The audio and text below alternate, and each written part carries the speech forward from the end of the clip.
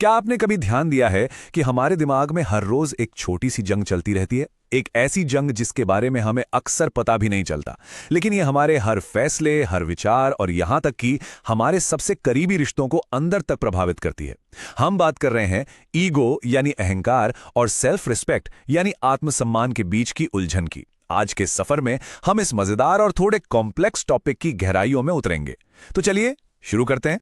तो सीधे पॉइंट पर आते हैं और उस सवाल से शुरुआत करते हैं जो इस पूरी चर्चा का आधार है। आखिर ईगो और सेल्फ रिस्पेक्ट में असली फर्क क्या है? देखने में तो दोनों एक जैसे लगते हैं ना, जैसे अपने लिए खड़े होना। लेकिन इनके बीच की लाइन इतनी बारीक है कि लोग अक्सर धोखा खा जाते हैं। इस फर्क को समझने के लिए साइकोलॉजी और फिलॉसफी हमें दो बिल्कुल अलग नजरिए देते हैं। एक तरफ फ्रॉइड की साइकोलॉजी है जो मानती है कि ईगो असल में हमारी आंतरिक इच्छाओं और इस बाहरी दुनिया के बीच एक नेगोशिएटर का काम करता है। पर जरा दूसरी तरफ देखिए, प्राचीन स्टोइक विचारधारा का कहना है कि ईगो इस पूरे विशाल ब्रह्मांड में हमारी अपनी सेल्फ अवेयरनेस यानी खुद को जानने का जरिया है। मतलब ईगो हमेशा एक विलन नहीं होता।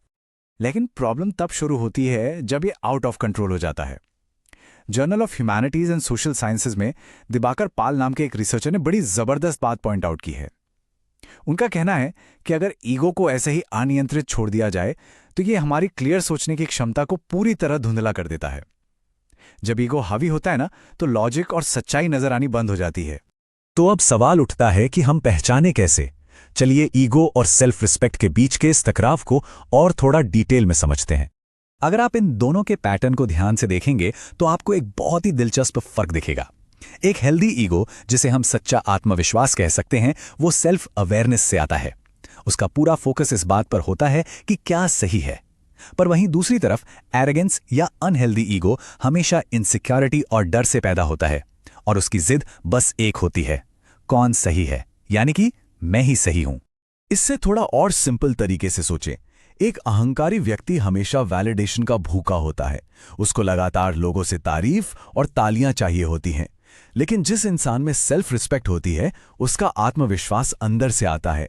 उसका इंट्रिंसिक वर्थ इतना मजबूत होता है कि उसे बाहर से किसी के वैलिडेशन वाले थप्पे की कोई जरूरत नहीं पड़ती। खैर, ये तो हुई इंटरनल बात। लेकिन जब हम ऑफिस या लीडरशिप रोल्स में आते हैं तो ये अहंकार कैसे रिएक्ट करता है? चलिए लीडरशिप में ईगो के 4 सबसे बड़े जाल देखते हैं। लीडर्स अक्सर इन 4 जाल में बहुत बुरी तरह फंसते हैं। पहला, हर वक्त कमरे में सबसे स्मार्ट दिखने का शौक। दूसरा, फीडबैक सुनते ही डिफेंसिव हो जाना। तीसरा, टीम यानी हम से पहले मैं को रखना। और चौथा, जो सबसे बड़ा डर है, किसी के भी सामने कमजोर दिखने का खौफ। ये ट्रैप्स एक अच्छे खासे लीडर को बर्बाद कर सकते हैं। हम सब ने मीटिंग्स में किसी ना किसी को ये लाइन बोलते जरूर सुना होगा। मैं बताता हूं ये आइडिया काम क्यों नहीं करेगा। सुनने में ये लगता है जैसे वो अपना एक्सपीरियंस शेयर कर रहे हैं, राइट? पर सच्चाई ये है कि अक्सर ये सिर्फ एक फ्रेजाइल ईगो का डिफेंस मैकेनिज्म होता है, जो एक्सपर्टीज का मास्क पहनकर नए आइडियाज को नेगेटिव तरीके से दबा रहा होता है। इसलिए लीडरशिप गुरु मार्शल गोल्डस्मिथ ने इस पूरे कॉन्सेप्ट को एक कमाल की इक्वेशन में फिट कर दिया है। Less me plus more them equal success. मतलब अपना जिक्र थोड़ा कम कीजिए, दूसरों को ज्यादा सुनिए और आगे बढ़ाइए। लंबे समय तक टिकने वाली सफलता का बस यही एक राज है। अब इस कॉर्पोरेट दुनिया से बाहर निकलकर जरा अपनी पर्सनल लाइफ और करीबी रिश्तों की तरफ चलते हैं। यहां ईगो क्या खेल खेलता है? रिश्तों में ये अंतर और भी ज्यादा साफ नजर आता है। जहां ईगो होगा वहां बात बात पर डिफेंसिवनेस और पावर स्ट्रगल्स होंगे। मेरी बात क्यों नहीं मानी टाइप के आर्ग्यूमेंट्स होंगे। पर जहां सेल्फ रिस्पेक्ट होती है वहां सहानुभूति यानी एम्पैथी होती है और साथ ही होती हैं स्वस्थ बाउंड्रीज। आप बिना किसी लड़ाई के दूसरे को और खुद को आदर देते हैं। साइकोलॉजी का एक बड़ा ही माइंड ब्लोइंग एंगल है इसमें। एक ओवरसाइज्ड ईगो अचानक से नहीं आता। ये अक्सर बचपन में एक शील्ड या डिफेंस मैकेनिज्म की तरह शुरू होता है, बच्चे को दुख और आलोचना से बचाने के लिए। पर प्रॉब्लम यह है कि बड़ी उम्र में यही ढाल एक दीवार बन जाती है जो सच्ची इंटीमेसी और डीप कनेक्शंस को आपसे दूर कर देती है। हम अपने पार्टनर से भी खुलकर बात नहीं कर पाते। रेनाउंड स्पिरिचुअल टीचर एकार्ट टोले इस बात को बड़ी खूबसूरती से सम अप करते हैं। जब ईगो हावी होने लगता है तो आत्मविनाश की शुरुआत हो जाती है। चाहे वो कोई कंपनी हो या आपका रोमांटिक रिलेशनशिप, जहां ईगो ने डोमिनेशन शुरू किया वहां धीरे धीरे तबाही तय है। तो फिर बचने का रास्ता क्या है? आइए देखते हैं कि पुराने जमाने की स्टोइक फिलॉसफी हमें विनम्रता यानी ह्यूमिलिटी सिखाने में कैसे मदद कर सकती है। स्टोइक लोगों के हिसाब से ह्यूमिलिटी का मतलब बिल्कुल भी खुद को नीचा दिखाना या दूर मत बनना नहीं है। उनके लिए विनम्रता एक शक्तिशाली एहसास है, ये समझना कि इस इतने बड़े ब्रह्मांड में हमारी जगह कितनी छोटी है और हमेशा नए विचारों और लर्निंग के लिए दिमाग को खुला रखना ही सच्ची ह्यूमिलिटी है।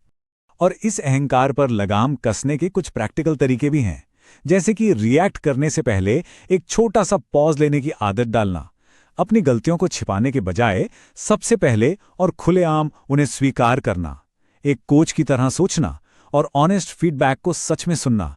ये छोटे छोटे कदम गेम चेंजर्स साबित होते हैं। आखिर में बात आती है एक परफेक्ट बैलेंस बनाने की। हम सेल्फ रिस्पेक्ट तो चाहते हैं, पर एरोगेंस नहीं। इसे रोजाना की जिंदगी में लाने के लिए आप कुछ पावरफुल स्टोइक एक्सरसाइजेस ट्राई कर सकते हैं, जैसे दिन के आखिर में अपनी गलतियों और लर्निंग्स पर जर्नलिंग करना, अपनी मर्जी से खुद को थोड़ी असुविधा में रखना ताकि दिमाग जमीन पर रहे, और कभी-कभी उस बड़े कॉस्मोस के बारे में सोचना जो हमें याद दिलाता है कि हम सब एक बड़ी पिक्चर का कितना छोटा सा हिस्सा हैं। तो अगली बार जब किसी से कोई टकराव हो या थोड़ी बहस छिड़ जाए, तो गुस्से में फट पड़ने से पहले खुद से बस एक सिंपल सवाल पूछेगा, जो मैं अभी बोलने वाला हूं, क्या वहां मेरा ईगो बोल रहा है या मेरी सेल्फ रिस्पेक्ट? बस एक ठहराव, और ये एक सवाल आपकी आगे की पूरी कहानी बदल सकता है। आज इस चर्चा में हमारे साथ जुड़ने के लिए बहुत बहुत शुक्रिया।